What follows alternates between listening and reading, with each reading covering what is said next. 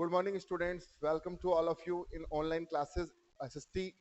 हम यहाँ पर क्लास 8 चैप्टर सेकंड पढ़ रहे हैं, रिसोर्स एंड डेवलपमेंट बुक का, लैंड सॉइल वाइल्ड लाइफ वाला। और इसको हम लास्ट 4 क्लासेस में कंप्लीट कर चुके हैं। आज आखिरी 5 लेक्चर के अंदर हम इसके क्वेश्चन आंसर देखते हैं और इस चैप्टर को कंप्लीट करते हैं। देखिए क्वेश्चन आंसर्स में सबसे पहले हम आपको बताते हैं कि करके सारे क्वेश्चंस का बड़ा क्लियर है। हमने आपको बोला था कि आपको क्वेश्चन पहले समझना है, लास्ट जो चैप्टर करवाया था, और फिर उसकी फ्रेमिंग करके उसके आंसर्स हमको देने हैं। इसमें पहला क्वेश्चन रिटन वाला है, लेकिन रिटन वाला अपन बाद में लेंगे। पहले छोटे क्वेश्चंस अपन फिनिश कर लेते हैं जो आपको दे रखे हैं ना, tick the correct, match the following, true false, वो अपन इधर क्लियर कर लेते हैं। देखिएगा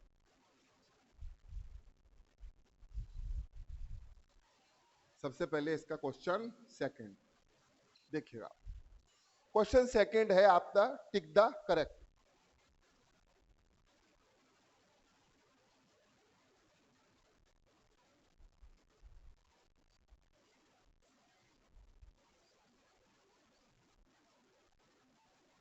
देखिए टिक द करेक्ट। पहला question, which one of the following is not a factor of soil formation. इसने 4 चीजें दे रखी है और पूछ रहा है कि इन 4 नहीं, सॉरी 3 चीजें दे रखी है, उसमें से पूछ रहा है कि कौन सी सॉइल फॉर्मेशन में काम नहीं आती है एज ए फैक्टर। तो मैंने आपको फैक्टर्स का एक चार्ट बनाया था बच्चों, और उससे आपको क्लियर होगा कि कौन कौन सी चीजें आपके सॉइल फॉर्मेशन में काम आती है। एक तो टाइम उसके अंदर जरूरी है, मैटर उसके लिए जरूरी है, सॉइल टेक्सचर उसके लिए, देखिए ऑर्गेनिक मैटर का उसके अंदर कोई काम नहीं आया। बाकी सॉइल टेक्सचर उसके लिए जरूरी था, टाइम उसके लिए जरूरी था। तो ऑर्गेनिक मैटर इसमें लगा लीजिए आप सी। फर्स्ट का आंसर इसमें लगा लीजिए सी। ऑर्गेनिक मैटर हमने वहां पर नहीं देखा था।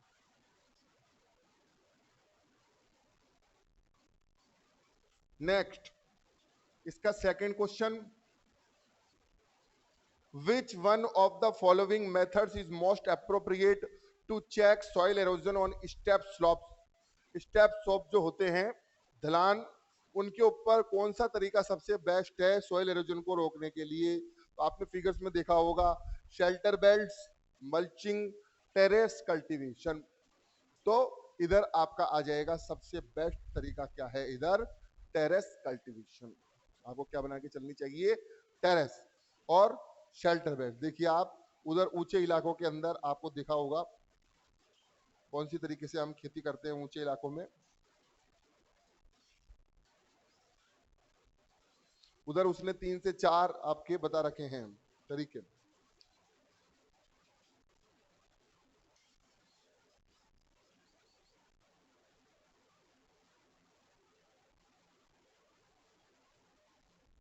देखिएगा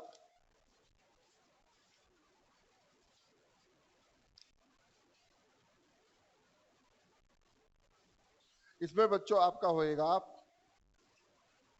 टेरेस कल्टीवेशन, सी लगा लीजिए।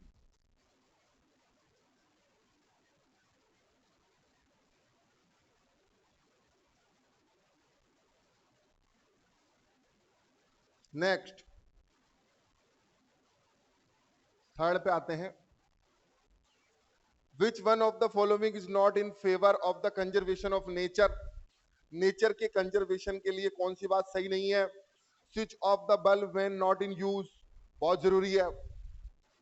अगर आपके काम नहीं आ रहा तो बल्ब को बंद कर दो, नेचर बचेगी, इलेक्ट्रिसिटी बचेगी।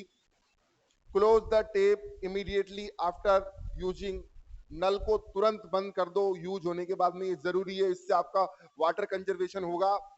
Dispose poly PACS after shopping, और फिर कह रहा है कि शॉपिंग के बाद में, खरीदारी के बाद में आप पॉलिथीन के बैग को नष्ट कर दो। तो देखिए ये पॉइंट फेवरेबल नहीं है, बाकी दो है। अब डिकम्पोज करना या फिर डिस्पोज करना तो सही है, लेकिन उससे आपका एयर पॉल्यूशन होगा, यानी सबसे पहली बड़ी प्रॉब्लम तो यही है कि आपने पॉली बैग यूज ही क्यों किया। पॉली बैग की जगह आप क्लॉथ बैग यूज करो, पेपर बैग यूज करो। आप क्यों यूज करते हो पॉली बैग का? पहली बात तो आप यूज कर रहे हो वही गलत, और फिर जला रहे हो तो उससे एयर पॉल्यूशन होगा। तो तीसरा बिल्कुल भी फेवरेबल नहीं है। डिस्पोज पॉली बैग्स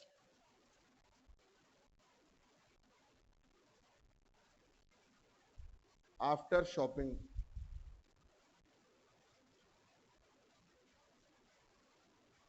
नेक्स्ट, अगले क्वेश्चन की तरफ आते हैं हम।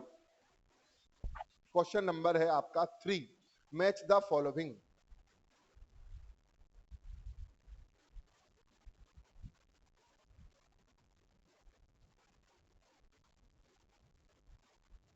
आपने बुक परचेज कर ली होगी या फिर आपको कर लेनी चाहिए।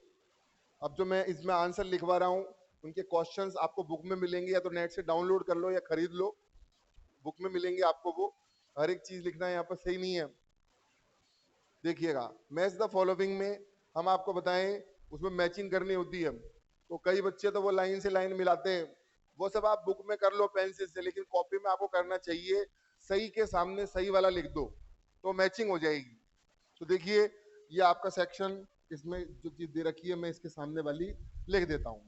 इधर इसने बोल रखा है लैंड यूज, तो लैंड यूज इसको आप मिलाएंगे,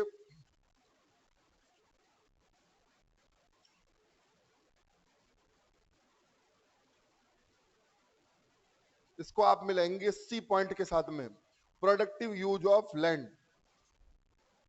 इधर है आपका पहला लैंड यूज, और इसको इधर वाला जो है आपका सी, उसके साथ में मिलाइए productive use of, productive use of land, इसके साथ में आप इसको मैच करिएगा। नेक्स्ट, आपको सेकंड नंबर पे क्या दे रखा है, देखिएगा सेकंड नंबर पे दे रखा है ह्यूमस। ह्यूमस क्या होती है? देखिए, ह्यूमस होता है जमीन के अंदर, लैंड के अंदर बनता है फॉर फर्टिलिटी, और बैक्टीरिया के द्वारा ये निर्मित होती है, उसके द्वारा ये कंस्ट्रक्टेड होती है, और उससे आपकी फर्टिलिटी बनी रहती है सॉइल की। तो ह्यूमस क्या है? ह्यूमस है आपका organic matter deposited on top soil. इसको आप मिलाइएगा डी से, ऑर्गेनिक मैटर डिपोजिटेड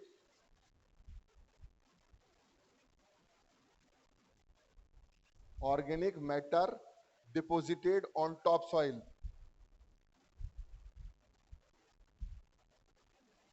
नेक्स्ट देखिएगा, इधर आता है आपका थर्ड,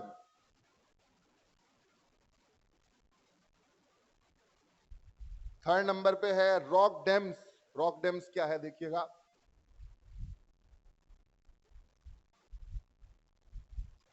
रॉक डैम्स को आप मिलाएंगे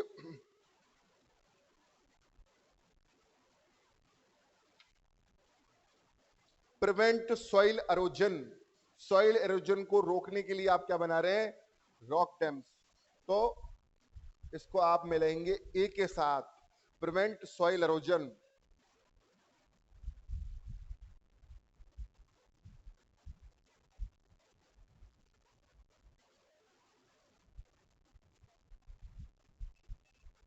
देखिए, मैं इसमें सही के सामने सही लिख रहा हूं, लैंड यूज का प्रोडक्टिव यूज, ह्यूमस का ऑर्गेनिक मैटर, रॉक डैम्स का प्रिवेंट सॉइल, सही के सामने सही लिख दो, या फिर बुक में लाइन से लाइन मिला लो, कॉपी में मत मिलाना, कॉपी में सही के सामने सही लिखना।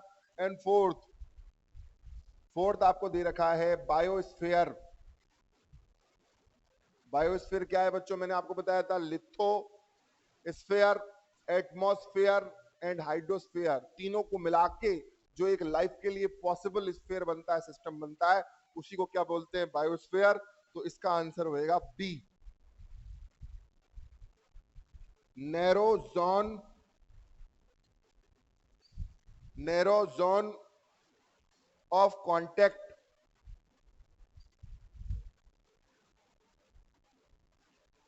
Between the lithosphere,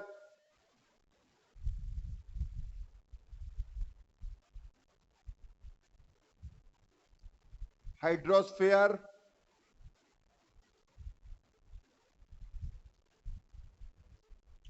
and atmosphere. ये आपके हो गए मैच द फॉलोइंग।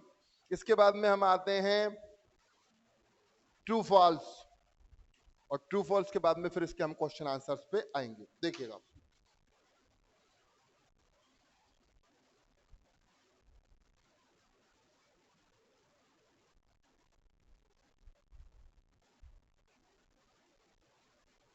ये सारे क्वेश्चन आपको कॉपी में करने हैं, कोई भी क्वेश्चन छोड़ना नहीं है, जिसपे मैं कट लगवा दूं बस वही छोड़ना है।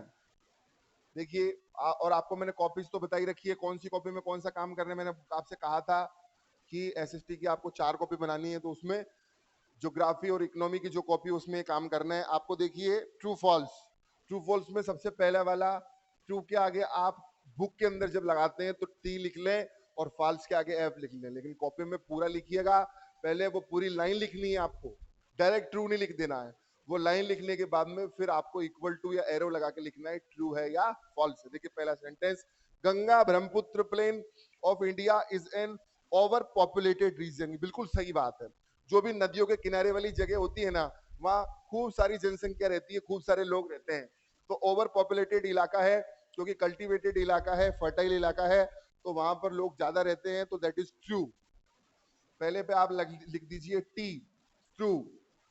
Next second, water availability per person in India is declining.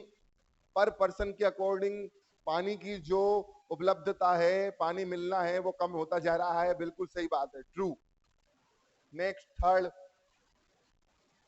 तीसरे नंबर पर, rows of trees planted in the coastal area to check the wind movement is called intercropping। एक कतार में बहुत सारे पेड़ लगा देना जहां पर तेज हवा चलती है, ताकि हवा का मूवमेंट पता चल जाए, इसको इंटरक्रॉपिंग बोलते हैं। ये गलत है बिल्कुल, इंटरक्रॉपिंग का मतलब ये नहीं होता, फॉल्स।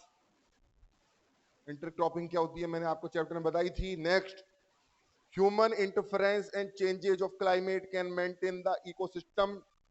बिल्कुल सही बात है, ह्यूमन का जो इंटरफेरेंस है और क्लाइमेट जो चेंज होती है, ये इकोसिस्टम को मेंटेन रखती है। तो जी हाँ, बिल्कुल रखती है मेंटेन, तो इस पे लग जाएगा आपका ट्रू। तो ये हमने ट्रू फॉल्स आपको बता दी, क्वेश्चन कैसे करना है कॉपी में, तरीका बता दिया।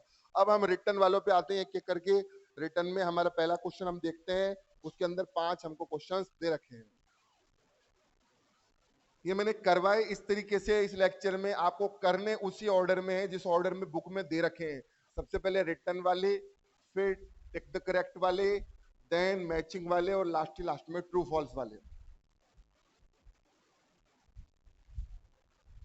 जब आप आएंगे ऑफलाइन क्लासेस में, आते ही आपका होमवर्क चेक होगा, एक टेस्ट होगा, उसके अंदर ये सारी चीजें पूछी जाएंगी आपसे।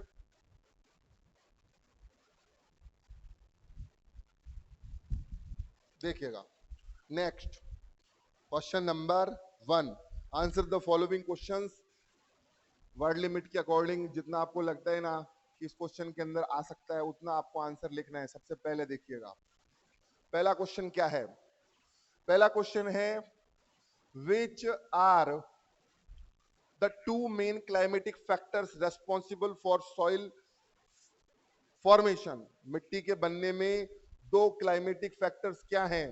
तो मैंने आपको क्लाइमेटिक फैक्टर बताया था, तब मैंने बोला था ना कि एक तो टेम्परेचर,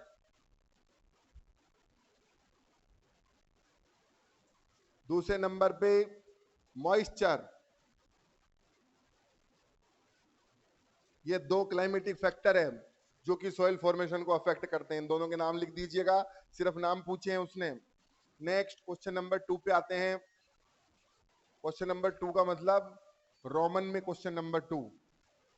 देखिए दूसरे क्वेश्चन पे आते हैं। दूसरा क्वेश्चन क्या कहता है, right any 2 reasons for land degradation today.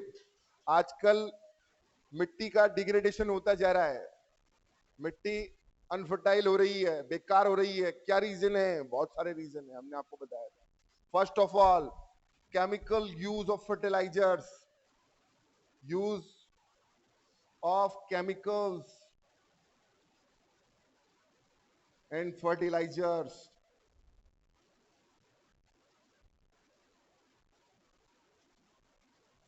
And pesticides.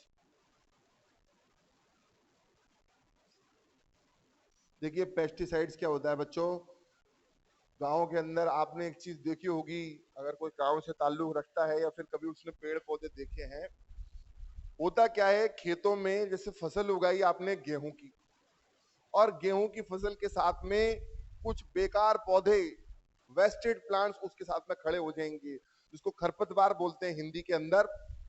और इसके अलावा और भी कई कीड़े मकोड़े, बैक्टीरिया, वायरस, ये सारी चीजें डेवलप हो जाती है। इन सबको खत्म करना जरूरी है, वरना ये उसके डेवलपमेंट को रोक देंगे जिसको आपको उगाना है। तो इनको नष्ट करने के लिए, इनको डिस्ट्रॉय करने के लिए हम पेस्टिसाइड डालते हैं। बट आफ्टर ऑल है तो ये केमिकल ही ना, इफेक्ट वहां के एनवायरमेंट को, सॉइल को बिल्कुल करेगा ही।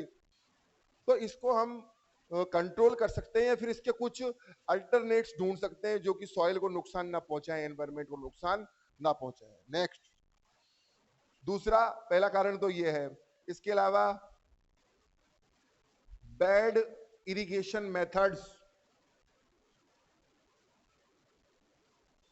इरिगेशन के बुरे तरीके अपनाते हैं लोग। हमने कहा था इरिगेशन के लिए अपनाना चाहिए पर drop more crop, drip irrigation method, sprinkler method, ये अपनाने चाहिए। इसके अलावा पॉल्यूशन, केमिकल्स जो कि इंडस्ट्रीज का होता है, या फिर आप जो भी पॉल्यूशन करते हैं, उन सारी चीजों की वजह से सॉइल डिग्रेडेड हो रही है। नेक्स्ट, अगले क्वेश्चन की तरफ आते हैं, क्वेश्चन नंबर आपका 3। इसी का थर्ड क्वेश्चन हम डिस्कस करते हैं। देखिए क्या कहता है, why is land considered as important resource? Land को एक इंपॉर्टेंट रिसोर्स क्यों कहा जाता है? क्यों कहा जाता है? हमने आपको लैंड के यूज बताए थे जब शुरू में लैंड पढ़ाई थी। पहला यूज तो यह है कि land is used for production purpose. Land is used for production purpose in agriculture and industries, industries में और प्रोडक्शन में, एग्रीकल्चर में लैंड बहुत जरूरी है। दूसरा, road, transport, buildings, houses etcetera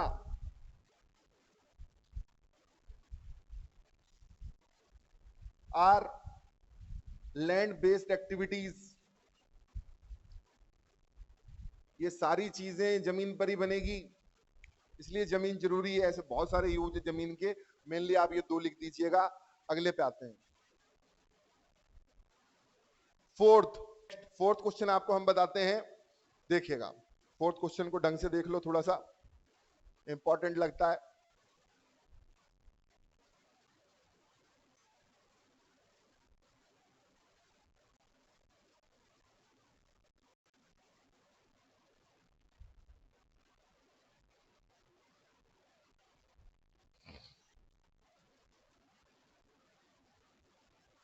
क्या कहता है, देखिए, name any 2 steps that government has taken to conserve plants and animals. Name any 2 steps that government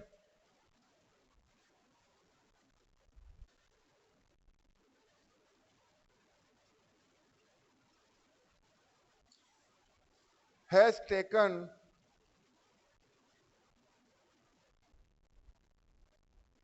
to conserve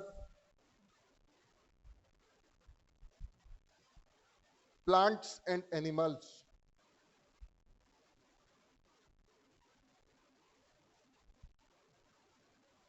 देखिए बच्चों, क्वेश्चन का क्या मतलब है। क्वेश्चन का मतलब है कि कोई दो स्टेप, वैसे तो गवर्नमेंट बहुत सारे स्टेप उठा चुकी है, लेकिन अपने को कोई से दो स्टेप बताने हैं जो गवर्नमेंट ने पेड़ पौधे और जानवरों को बचाने के लिए अब तक उठाए हैं। तो देखिए, गवर्नमेंट ने सबसे पहला स्टेप तो ये उठाया कि गवर्नमेंट ने फॉरेस्टेशन से जो डिफॉरेस्टेशन होता है उसको गैर कानूनी प्रूव कर दिया, इलीगल, कि अगर कोई जंगल काटेगा, हालांकि चोरी छिपे खूब जंगल भी कटते हैं, जानवर भी मरते हैं, होने को चोरी छिपे कौन सा काम नहीं होता हमारे देश के अंदर, सारे ही काम होते हैं, बट गवर्नमेंट ने उसे इलीगल तरीके से क्या कर दिया, बैन कर दिया, कि अगर कोई ये सब करता हुआ पाया गया तो उसको जेल होगी, उसके ऊपर फाइन लगेगा। तो गवर्नमेंट ने पहला स्टेप ये उठाया है, लिखिएगा इस तरीके से, गवर्नमेंट बैंड, बैन की second form, government band the deforestation, hunting and pollution of environment as illegal activities। Government ने पहला काम ये किया। गवर्नमेंट ने दूसरा काम क्या किया, गवर्नमेंट ने जानवरों की रक्षा के लिए, प्लांट्स की रक्षा करने के लिए, उनका प्रोटेक्शन करने के लिए गवर्नमेंट ने नेशनल पार्क्स बनाए, सेंचुरीज बनाई, बायोस्फीयर रिजर्व्स बनाए। तो लिखिए, गवर्नमेंट मेड नेशनल पार्क्स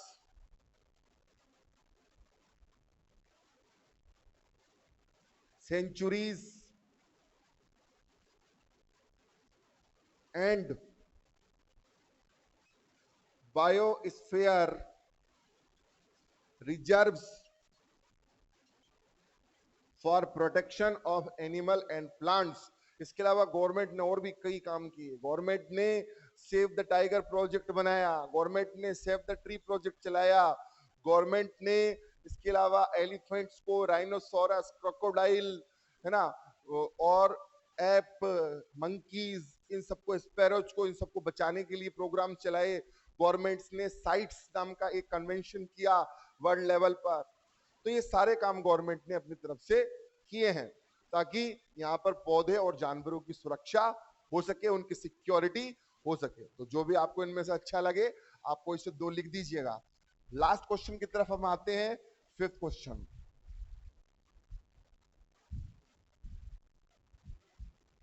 देखिएगा, फिफ्थ क्वेश्चन क्या कहता है, suggest 3 ways to conserve water. बहुत आसान क्वेश्चन है, मतलब मैं कहता हूं इससे आसान क्वेश्चन है नहीं कुछ। सजेस्ट, ये आपको वैसे ही पता रहता है, आप पानी बहाते रहते हैं और आपको पता रहता है कि मैं क्या कर रहा हूं। Suggest 3 ways to conserve water. पानी किस तरीके से बचाया जाए, उसके कोई 3 तरीके बताओ। मेरा रहता है कि मैं बच्चों से हमेशा कोई ऐसे आइडिया सुनना चाहता हूं जो बिल्कुल डिफरेंट हो, हमेशा सबसे नए हो। जैसे नल का ज्यादा यूज मत करो, पानी को बहाओ मत, ये सारी चीजें तो कोई भी बोल देगा, लेकिन अपन को कुछ डिफरेंट चीजें बोलनी है। जैसे कि अपन यहां पर बोल सकते हैं कि डू रेन वाटर हार्वेस्टिंग,